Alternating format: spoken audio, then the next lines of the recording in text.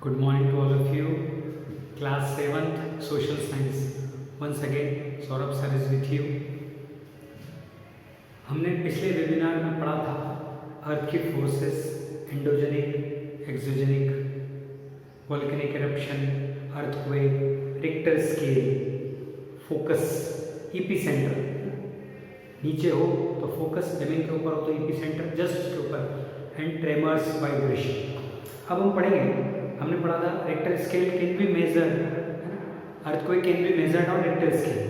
हम अर्थक्वेक को मेजर करते हैं रिक्टर स्केल पे। आप बोलोगे कितने रिक्टर स्केल का था, तो आप बोलोगे सर 6.5 रिक्टर स्केल का, मतलब बहुत इंटेंसिटी वाला है, तीव्रता वाला earthquake. Now distribution of earthquake on the world, world के किस एरिया में कितने परसेंट अर्थक्वेक आते हैं या हैं। सबसे पहला एरिया है जिसको आप कह सकते हैं distribution of earthquake according to the area. सबसे पहला है circum Pacific belt. Circum Pacific belt, इस बेल्ट में कौन कौन सा एरिया आता है बेटा? बड़ा सिंपल है। इस बेल्ट में नॉर्थ अमेरिका, साउथ अमेरिका और East Asia. North America, South America और ईस्ट एशिया का जो हिस्सा है वो आता है। इस बेल्ट में जो अर्थक्वेक आते हैं वो 65% अर्थक्वेक है। वर्ल्ड के 65% earthquake North America, South America और ईस्ट एशिया के बेल्ट में आते हैं, जिस बेल्ट को बोलते हैं circum Pacific belt. Okay, the belt coincides with Pacific ring of fire. हमने पढ़ा था पैसिफिक रिंग ऑफ फायर, मतलब जहां पर इंटेंसिटी बहुत ज्यादा होती है, बहुत ज्यादा ट्रेमर्स वाले अर्थक्वेक आते हैं। दूसरा mid continental belt. Mid continental belt, mid मतलब बीच में, मध्य। कॉन्टिनेंटल मतलब कुछ कॉन्टिनेंट्स को मिला के, कुछ कॉन्टिनेंट के हिस्सों को मिलाकर जो बीच का जो हिस्सा बन रहा है वो मिड कॉन्टिनेंटल बेल्ट है। और उस बेल्ट में सबसे पहले आता है एल्पाइन माउंटेन, मतलब यूरोप और एशिया की बाउंड्री, एल्पाइन माउंटेन। उसके बाद आता है इसमें मेडिटेरियन सी, है ना, मेडिटेरियन सी। मतलब अगर आप देखें तो मेडिटेरियन सी, सीरिया से ऊपर का हिस्सा, सीरिया कुवैत ऊपर का मिडिल, और north and east Africa, north and east Africa, ये जो बेल्ट बनता है that belt is known as mid continental belt. फिर से बता देता हूं बेटा, पहले होता है सरकम पैसिफिक बेल्ट जिसमें नॉर्थ अमेरिका, साउथ अमेरिका और ईस्ट एशिया आता है। इसमें 65% अर्थक्वेक आते हैं, इसीलिए यहाँ इंटेंसिटी ज़्यादा है, इसलिए इसको पैसिफिक रिंग ऑफ फायर कहते हैं। दूसरा मिड कॉन्टिनेंटल, इसमें कुछ कॉन्टिनेंट्स जुड़े हुए हैं, जैसे alpine mountains, Europe, Asia, Middle East. Middle East में दुबई से ऊपर का हिस्सा, Syria, Kuwait, Middle East, Mediterranean sea, as well as north और ईस्ट अफ्रीका का हिस्सा। यहाँ पर 25% वर्ल्ड के अर्थक्वेक आते हैं, मतलब 65% आते हैं सरकम पैसिफिक में, 25% आते हैं मिडिल, जिसको मिड कॉन्टिनेंटल, 65 + 25 90। इन्हें रिमेनिंग जो बचते हैं 10% वो आते हैं मिड एटलांटिक रीज। मिड एटलांटिक रीज मतलब जो एटलांटिक ओशन, नाम ही बता रहा है, एटलांटिक ओशन का जो एरिया है उसके आसपास जो बनते हैं रीज, उसके एरिया में, that is known as Mid Atlantic. The Mid Atlantic ridge belt includes जो एटलांटिक का mid area and adjoining island. It records moderates, moderates means बहुत हल्के और कभी कभी आने वाले अर्थक्वेक है। Moderate earthquake which are caused due to the moving of lithospheric plates opposite direction. जब ये इस डायरेक्शन में और ये इस डायरेक्शन में, तो प्लेट आपस में टकराती है अपोजिट डायरेक्शन में, उससे बनने वाला अर्थक्वेक कहाँ पाया जाता है? मिड एटलांटिक रीजन में। तो आपको ज़्यादा याद नहीं रखना, आपको सिर्फ ये याद रखना है कि mid Atlantic ridge belt found कहाँ पाया जाता है?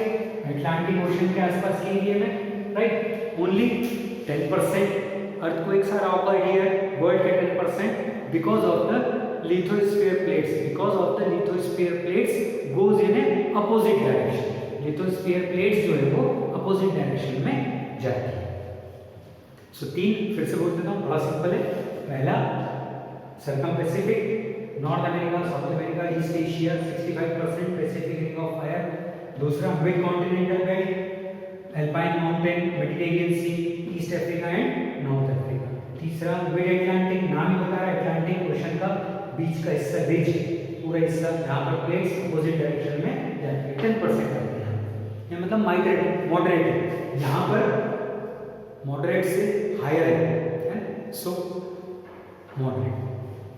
अब प्रिकॉशन क्या करना चाहिए? What should we do during the earthquake? Very simple, to avoid loss on account of lives,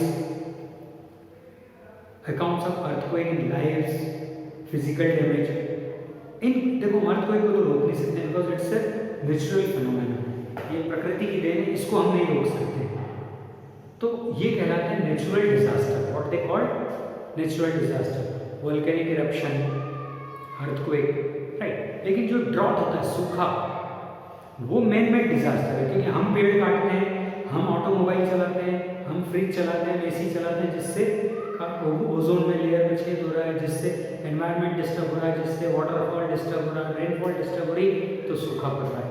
यानी सूखा पहले नहीं पड़ता था, क्यों? क्योंकि हमने एनवायरनमेंट को डिस्टर्ब नहीं किया, तो वो कहलाता है मैन मेड डिजास्टर। लेकिन कुछ होते हैं नेचुरल डिजास्टर जिनमें हम कुछ नहीं कर सकते। हाँ, हम रोक नहीं सकते लेकिन प्रिकॉशन कर सकते हैं, हम सावधानियां रख सकते हैं। क्या सावधानी रखना है? बड़ा सिंपल, पहले building should be supported by strong pillar. आपको मालूम होगा जितने भी अर्थक्वेक जोन एरिया हैं उनको प्रोन जोन बोलते हैं, जो मोर प्रोन है, जहाँ ज़्यादा चांसेस है अर्थक्वेक आने के, वहाँ पर हम स्ट्रॉन्ग बेस, जैसे मेरा घर है, ये कोशिश हो कि ये पिलर्स के ऊपर खड़ा हो। जितने पिलर्स के ऊपर खड़ा होगा, हिलने के बाद इसके गिरने के चांसेस उतने कम होंगे। और स्ट्रॉन्ग पिलर होना चाहिए, पिलर मस्ट बी स्ट्रॉन्ग। जो बेस होगी ना, बुनियाद, वो आई शेप की होगी, इस पे घर बनेगा, या एच शेप की होगी, या टी शेप की होगी। इस प्रकार के शेपलेस में जमीन में न्यू इस प्रकार की बनाने से इनके हिलने के बाद भी डिस्ट्रॉय होने के चांसेस कम होते हैं। एक बात, इंडिया में कहाँ होता है अर्थक्वेक? Prone area. तो मोर प्रोन एरिया इंडिया में एक तो हिमालय रीजन,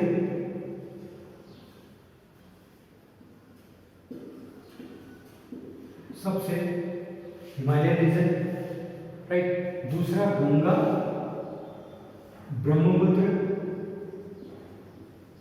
एरिया, और तीसरा जहां नहीं आता था लेकिन अब वहां पर भी हमें एहसास होने लगा है, वो है Deccan area, that is part of Hyderabad, Tamil Nadu और केरल वाला जो। आपने हिमालय रीजन में सबसे ज़्यादा आते हैं, और खासकर तराई ऑफ द हिमालय, जैसे जो फुट हिल्स है, जैसे हरियाणा, हिमाचल प्रदेश, पंजाब, गुजरात, इनमें आपने सुना, अपन पढ़ेंगे आगे, 26 जनवरी 2001 को आया था लातूर में, कच्छ में, फिर महाराष्ट्र के लातूर में आया था। तो ये सब भूकंप, ये कहलाते हैं अर्थक्वेक प्रोन एरिया। फिर दूसरा, हमको जब लॉन्ग वॉल बनानी है घर की, तो उसमें हमको पिलर्स बनाने चाहिए। मैं आपको एग्जांपल बता देता हूँ, बड़ा सिंपल है। जैसे आपने वॉल बनाई 10 फीट की वॉल, ये पिलर है, और आपने 10 फीट की वॉल बना दी ईंटों से, गलत, इसके गिरने के चांसेस ज़्यादा है। हर 3 फीट के बाद एक पिलर बना, ताकि वॉल का कम से कम हिस्सा डैमेज हो। अगर हो भी तो पिलर की वजह से वो कॉन्क्रीटली स्ट्रॉन्ग रहे। तो लॉन्ग वॉल्स नहीं बनाना है, हमें पिलर्स बनाना है। प्रोन एरिया जो है, आपको मालूम है कि आपका एरिया अर्थक्वेक प्रोन है, अर्थक्वेक आते ही है, वहाँ पर हम ज़्यादा से ज़्यादा लकड़ियों का इस्तेमाल करें, वुडन हाउस बनाएं, ताकि गिरे भी तो लगने के चांसेस कम हो, नुकसान कम हो और आसानी से उसको फिर से बनाया जा सके। बेटा अब हमारी बुक में पढ़ेंगे हम, बड़ा इंपॉर्टेंट है। आप पेज नंबर 22 ओपन कीजिए।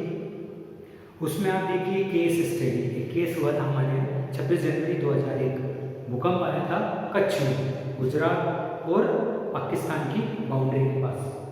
तो सीवियर मतलब बड़ा खतरनाक था। रिक्टर स्केल में इसकी जो तीव्रता थी वो लगभग 6.5 से ऊपर थी, लगभग 7 के बराबर थी, तो जिसने लाखों लोगों को नुकसान पहुंचाया। A severe earthquake struck in the Kutch region of Gujarat, which is सुबह 8:09 8.45 8 hours 45 minutes AM on 26 January of 2001, आज से लगभग 20 साल पहले। It lasted for almost a minute, 1 minute तक इसके झटके महसूस किए गए। 1 मिनट बहुत बड़ा समय होता है ट्रेमर्स के लिए। Due to the earthquake high rise buildings collapse, जो ऊंची ऊंची बिल्डिंग्स थी वो गिर गई। Communication and power lines were completely disrupted, जो पोल के बीच में लाइन लगी होती है ना, जैसे टेलीफोन की लाइन, बिजली की लाइन, सब तहस नहस हो गई। The transport system was thrown out of gear and settlement become heaps of debris, जहाँ लोग रहते थे ना वहाँ मलबों का ढेर हो गया, लाशें अंदर दबी हुई थी, खूब लोग मरे। थैंक गॉड उस दिन स्कूल नहीं था, क्योंकि झंडा बंधन हो रहा था, तो बहुत सारी जगह 9 बजे से झंडा बंधन होता है, ठंड के दिन थे 9 साढ़े 9 से, तो बच्चे स्कूल पहुंचे नहीं थे, या पहुंचे भी थे तो ग्राउंड पे थे, इसलिए बच्चों की जो डेथ हुई वो बहुत कम हुई। The epicentre was near the town of Bhuj, Bhuj एक जगह है, शहर है, उसके पास इसका एपिसेंटर था। Intensity of earthquake was measured at that point 8.1 कहते हैं 8 से 10 की रिक्टर स्केल की जो इंटेंसिटी होती है वो सबसे हाईएस्ट होती है, मतलब वो जो आया था वो सबसे हाईएस्ट था। उसका असर पाकिस्तान में भी हुआ, श्रीलंका तक हुआ, उधर म्यांमार ईस्ट में म्यांमार तक को झटके मालूम पड़े थे, यानी इतना जबरदस्त उसकी पावर और intensity. It was 8.1 Richter scale. About 50,000 people were died and more than 5 lakh were adversely affected, या तो उनका घर टूट गया, गरीब हो गए, उनके घर वाले मर गए या अपंग हो गए, है ना, बहुत सारे लोग अफेक्टेड थे। There was a large scale destruction of property, और मकान तो ऐसे टूटे थे जैसे आप खिलौने गिरते हैं ताश के पत्तों के, ऐसे लाखों मकान गिर गए थे। भुज, राजकोट, अहमदाबाद, मध्य प्रदेश तक उसका इम्पैक्ट देखा गया था।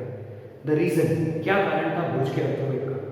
Sea floor spreading of Indian ocean rate of 5 centimetre per year, हमारी जो पानी है वो हर साल 2 से 5 सेंटीमीटर ऊपर बढ़ता जा रहा है, जिसका प्रेशर टेक्टोनिक प्लेट्स पे पड़ता है तो प्लेट्स हिलती है। दूसरा, gradual northward movement of the Indian plate, हमारी मैंने बताया था प्लेट्स लगातार नॉर्थ की ओर बढ़ती जा रही है, तो एक प्लेट जब दूसरी प्लेट से टकराती है तो स्वाभाविक मूवमेंट होगा। And the reactivate faults below the surface of Kutch region, Kutch region के नीचे एक बहुत बड़ा फॉल्ट है जमीन के नीचे, तो जब गैप की वजह से दो प्लेट आपस में टकराई तो उससे 8.1 रिक्टर स्केल का अर्थक्वेक जनरेट हुआ। सबसे पहला, जब भी अर्थक्वेक आएगा हमें जैसी हलचल मालूम होती है हमें तुरंत खुले की ओर जोड़ना चाहिए, क्योंकि खुले एरिया में, खुले मैदान में, सड़क पे जहाँ आसपास बिजली के पोल ना हो, होर्डिंग्स, विज्ञापन ना हो, अगर आप खड़े रहेंगे हिलेंगे भी तो कोई दिक्कत नहीं है। पेड़ के पास नहीं जाना, बिल्डिंग के पास नहीं, होल्डिंग के पास नहीं, अलमारी के पास नहीं, ऐसी दीवार के पास, क्योंकि इनके ऊपर इनके गिरने के चांसेस ज़्यादा होते हैं। अब आता है फॉर्मेशन ऑफ माउंटेन्स। माउंटेन्स कैसे बने? तो formation of mountains is attributed in the movement of lithospheric plate giving rise to horizontal organic movement. जब हमने देखा कि जो हमारी लिथोस्फीयर है, प्लेट्स, ये लिथोस्फीयर प्लेट्स क्रस्ट के नीचे ये क्रस्ट, ये लिथोस्फीयर, ये हमारा मकान, हम यहाँ रहते हैं। तो when lithosphere की प्लेट्स है, such movement result in folding and faulting of the earth।